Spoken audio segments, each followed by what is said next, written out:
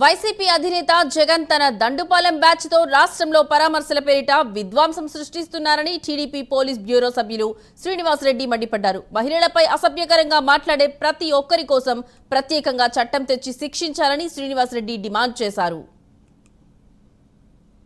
అప్పుడు పట్టించుకున్నావా అని అడుగుతా ఉన్నాం. నిన్న నెల్లూరు జిల్లాలో ప్రసన్నకు బంగారుపాలెం పర్యటన చూస్తే రైతుల కోసం కాదు ఆయన పోయింది, కేవలం ఒక విధ్వంసం సృష్టించాలా, నేనున్నాను, నా ఉనికి కావాలా, ఉనికిని కాపాడుకోవాలని చెప్పి ఈరోజు మామిడి రైతులు కనపడతా ఉన్నారు. గత 5 సంవత్సరాల్లో కూడా మామిడి రైతులు చాలా మంది నాశనం అయిపోయినారు. అప్పుడు పట్టించుకున్నావా అని అడుగుతా ఉన్నాం. నిన్న నెల్లూరు జిల్లాలో ప్రసన్న కుమార్ రెడ్డి వ్యాఖ్యలను తీవ్రంగా ఖండిస్తూ ఉన్నాం. ఘోరమైన భాష, మహిళల వ్యక్తిగత జీవితాలకు లేకి తొంగి చూసి వాళ్ళను అప్రతిష్ట పాలు చేసే పనిగా పెట్టుకున్నారు. యథా రాజా తదా ప్రజ. దీన్ని సభ్య సమాజం ఇటువంటి వ్యక్తులను సమాజం నుంచి బహిష్కరించే విధంగా చట్టం తీసుకురావాలి.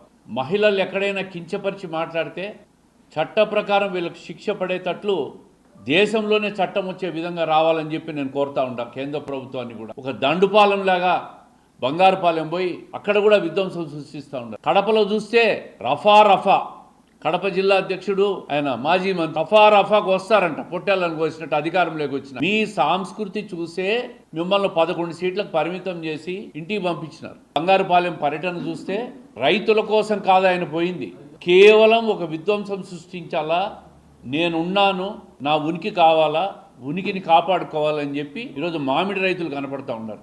గత 5 సంవత్సరాల్లో కూడా మామిడి రైతులు చాలా మంది నాశనం అయిపోయినారు.